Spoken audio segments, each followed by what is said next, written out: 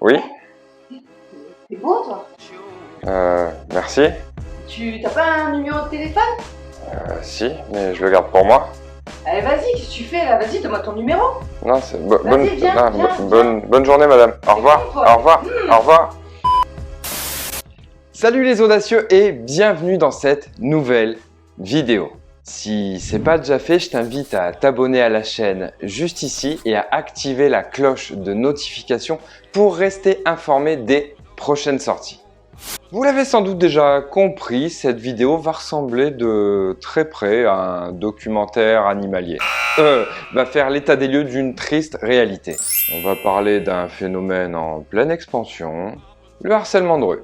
Tu sais, c'est quand un homme éteint son cerveau, qu'il fait souvent monter son ego grâce à l'influence de tous ses petits copains et qu'il traite une femme comme un objet sexuel.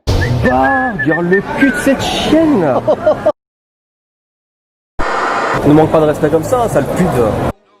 Alors je vous cache pas que pour être sûr de bien comprendre, je vais essayer d'y aller en douceur. Non mais c'est pour que tout le monde puisse suivre, hein.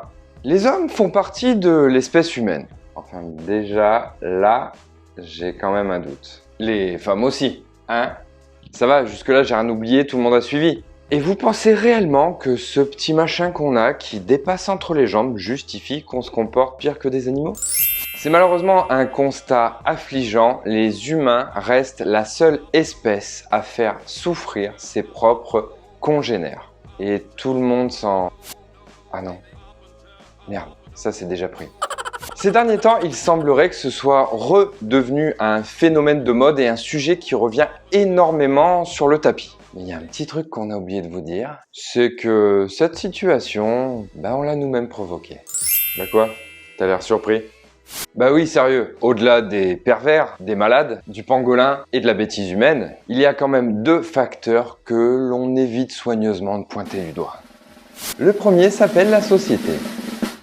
Le deuxième n'est pas mieux, il s'appelle éducation. T'as compris ce que je viens de te dire ou t'as pas compris ce que je viens de te dire? Tenez, par exemple, dans les lieux publics, 2% des rues portent des noms féminins en France. Quel rapport? Attends, tu vas piger. Seulement 3 stations de métro à Paris portent un nom de femme. Un pont sur 37 dans la même ville porte un nom féminin. 4 femmes pour 73 hommes sont au Panthéon. Entre 1870 et 2004, seulement 24 statues de femmes ont été érigées en France, pour 325 statues d'hommes. Hein. 100% des utilisatrices de transports en commun franciliens ont été au moins une fois victimes de harcèlement sexiste ou d'agression. Bah quoi? T'attends que je te dise un truc? Quoi? Ah, c'est 100% qui te fait douter? Bah 100%, c'est tout le monde en fait.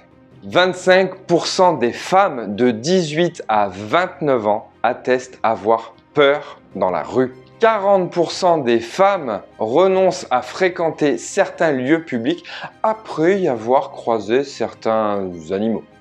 Bah quoi? Fallait pas le dire? Ah, le chiffre te dérange aussi? Bah 40%, c'est presque la moitié. Change rien. Y'a un gagnant, Serge! Et là, tu commences à le piger, le lien à l'éducation. Toujours pas? Je vais t'aider. La société doit changer. Parce qu'en dépit des belles paroles, des lois, des réformes, des associations, des mouvements féministes, les femmes sont toujours traitées comme de la merde. Tu veux que je te rappelle depuis quand elles ont le droit de voter ou encore de porter un pantalon? Maintenant, on va mettre juste un petit peu l'accent sur l'éducation. Le cerveau humain fonctionne de manière répétitive, de manière à te maintenir en zone de sécurité. On appelle plus familièrement ta zone de confort. Ce qui fait que le Pékin lambda se contente de faire ce qu'on lui a toujours appris à faire.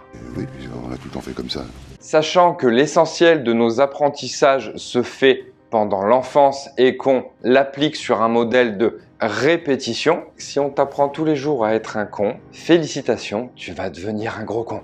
Ah, mais quelle grossièreté! Si t'as toujours pas compris où je voulais en venir, ça veut simplement dire que ton exemple favorisera simplement les chances de voir ton fils traiter toutes les femmes comme il devrait traiter sa propre mère, avec respect, je précise, ou s'il se comportera comme un chien. c'est peut-être injurieux pour les chiens. Attention, l'éducation n'est pas responsable de tout. En description de la vidéo, tu trouveras d'ailleurs une vidéo YouTube très sympa où des harceleurs de rue identifiés, reconnus, ont été piégés par leur propre mère. Et croyez-moi, c'est une très belle leçon à observer parce que même à 40 ans et plus, on voit ces hommes se transformer en petits garçons qui ont fait une connerie. Voilà les audacieux, cette vidéo est maintenant terminée. Si elle vous a plu, pensez bien sûr à lâcher un pouce en l'air. Quant à vous mesdames, je vous invite bien évidemment à venir sous cette vidéo partager votre expérience du harcèlement de rue et Dieu sait qu'il y en a énormément. Pensez bien sûr à vous abonner, à activer la cloche de notification pour rester informé des prochaines sorties. Salut les audacieux! Tu peux me répondre, hein? Espèce de bouffon, là. Oui chérie. Papa?